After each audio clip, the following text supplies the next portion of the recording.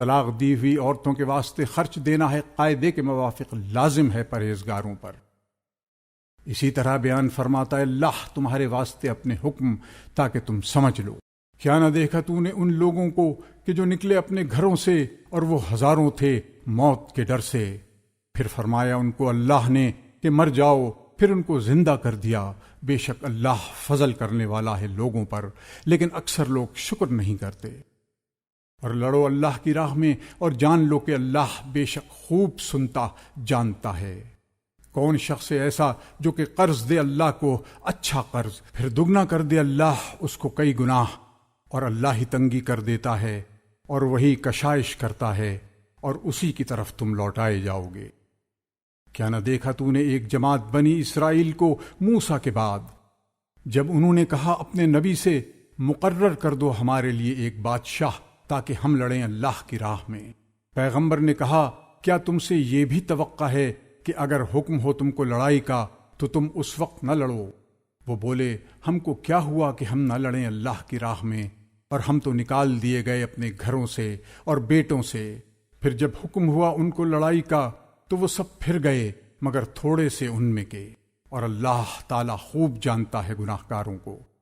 اور فرمایا ان سے ان کے نبی نے بے شک اللہ نے مقرر فرما دیا تمہارے لیے طالوت کو بادشاہ۔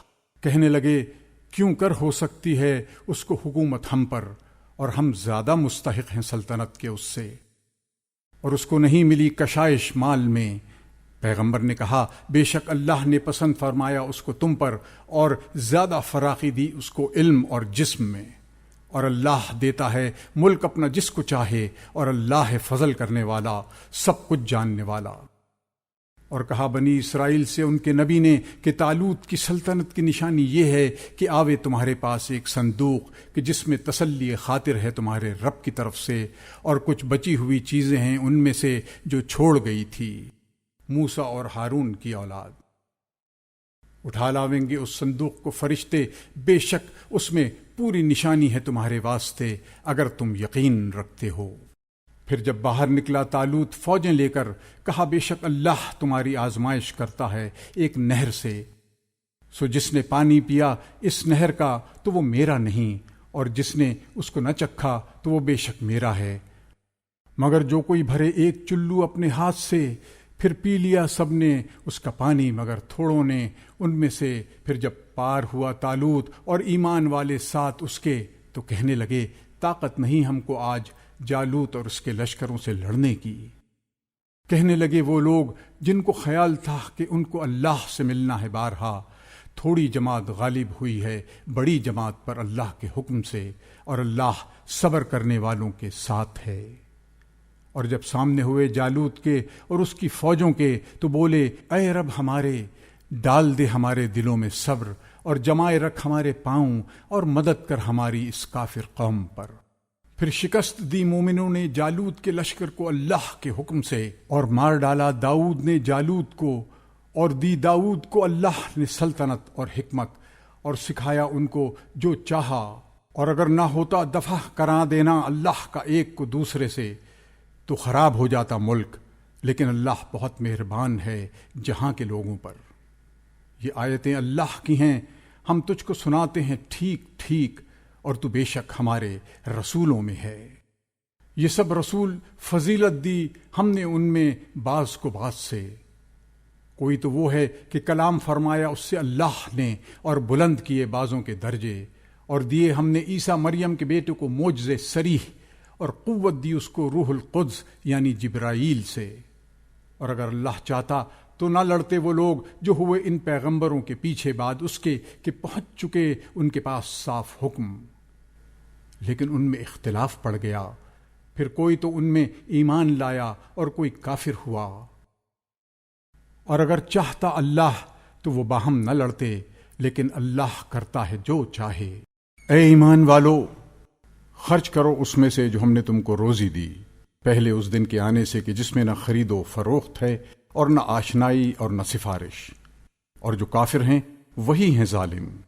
اللہ اس کے سوا کوئی معبود نہیں، زندہ ہے سب کا تھامنے والا، نہیں پکڑ سکتی اس کو اونگ اور نہ نیند، اسی کا ہے جو کچھ آسمانوں اور زمین میں ہے۔ ایسا کون ہے جو سفارش کرے اس کے پاس مگر اجازت سے؟ جانتا ہے جو کچھ خلقت کے روبرو ہے اور جو کچھ ان کے پیچھے ہے، اور وہ سب احاطہ نہیں کر سکتے کسی چیز کا اس کی معلومات میں سے مگر جتنا کہ وہ چاہے۔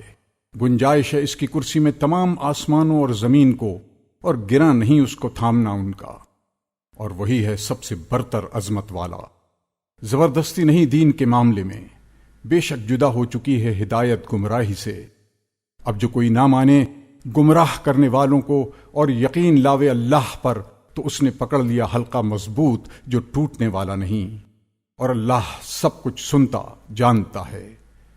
اللہ مددگار ہے ایمان والوں کا، نکالتا ہے ان کو اندھیرے سے روشنی کی طرف، اور جو لوگ کافر ہوئے ان کے رفیق شیطان نکالتے ہیں ان کو روشنی سے اندھیروں کی طرف۔ یہی لوگ ہیں دوزخ میں رہنے والے، وہ اسی میں ہمیشہ رہیں گے۔ کیا نہ دیکھا تو نے اس شخص کو جس نے جھگڑا کیا ابراہیم سے اس کے رب کی بابت، اسی وجہ سے کہ دی تھی اللہ نے اس کو سلطنت۔ جب کہا ابراہیم نے میرا رب وہ ہے جو زندہ کرتا ہے اور مارتا ہے، وہ بولا میں بھی جلاتا اور مارتا ہوں۔ کہا ابراہیم نے کہ بے شک اللہ تو لاتا ہے سورج کو مشرق سے، اب تو لے آ اس کو مغرب کی طرف سے۔ تب حیران رہ گیا وہ کافر، اور اللہ سیدھی راہ نہیں دکھاتا بے انصافوں کو۔ یعنی دیکھا تو نے اس شخص کو کہ گزرا وہ ایک شہر پر، اور وہ گرا پڑا تھا اپنی چھتوں پر، بولا کیوں کر زندہ کرے گا اس کو اللہ، مر گئے پیچھے۔ پھر مردہ رکھا اس شخص کو اللہ نے 100 برس، پھر اٹھایا اس کو۔ کہا تو کتنی دیر یہاں رہا؟ بولا میں رہا 1 دن یا 1 دن سے کچھ کم۔ کہا نہیں بلکہ تو رہا 100 برس۔ اب دیکھ اپنا کھانا اور پینا سڑ نہیں گیا، اور دیکھ اپنے گدھے کو، اور ہم نے تجھ کو نمونہ بنانا چاہا لوگوں کے واسطے، اور دیکھ ہڈیوں کی طرف کہ ہم ان کو کس طرح ابھار کر جوڑ دیتے ہیں، پھر ان پر پہناتے ہیں گوشت۔ پھر جب اس پر ظاہر ہوا یہ حال تو کہہ اٹھا کہ مجھ کو معلوم ہے کہ بے شک اللہ ہر چیز پر قادر ہے۔ اور یاد کرو جب کہا ابراہیم نے اے پروردگار میرے، دکھلا دے مجھ کو کہ کیوں کر زندہ کرے گا تو مردے۔ فرمایا کیا تو نے یقین نہیں کیا؟ کہا کیوں نہیں، لیکن اس واسطے چاہتا ہوں کہ تسکین ہو جاوے میرے دل کو۔ فرمایا تو پکڑ لے 4 جانور اڑنے والے، پھر ان کو ہلا لے اپنے ساتھ، پھر رکھتے ہر پہاڑ پر ان کے بدن کا ایک ایک ٹکڑا، پھر ان کو بلا چلے آویں گے تیرے پاس دوڑتے، اور جان لے کہ بے شک اللہ زبردست ہے، حکمت والا۔ مثال ان لوگوں کی جو خرچ کرتے ہیں اپنے مال اللہ کی راہ میں ایسی ہے کہ جیسے ایک دانہ، اس سے اگے 7 بالیں، ہر بال میں 100 دانے، اور اللہ بڑھاتا ہے جس کے واسطے چاہے، اور اللہ بے نہایت بخشش کرنے والا ہے، سب کچھ جانتا ہے۔ جو لوگ خرچ کرتے ہیں اپنے مال اللہ کی راہ میں، پھر خرچ کرنے کے بعد نہ احسان رکھتے ہیں اور نہ ستاتے ہیں، انہی کے لیے ہے ثواب ان کا اپنے رب کے ہاں، اور نہ ڈر ہے ان پر اور نہ غمگین ہوں گے۔ جواب دینا نرم اور درگزر کرنا بہتر ہے اس خیرات سے جس کے پیچھے ہو ستانا، اور اللہ بے پرواہ نہایت تحمل والا۔ اے ایمان والو مت ضائع کرو اپنی خیرات احسان رکھ کر اور ایذا دے کر، اس شخص کی طرح جو خرچ کرتا ہے اپنا مال لوگوں کے دکھانے کو اور یقین نہیں رکھتا اللہ پر اور قیامت کے دن پر۔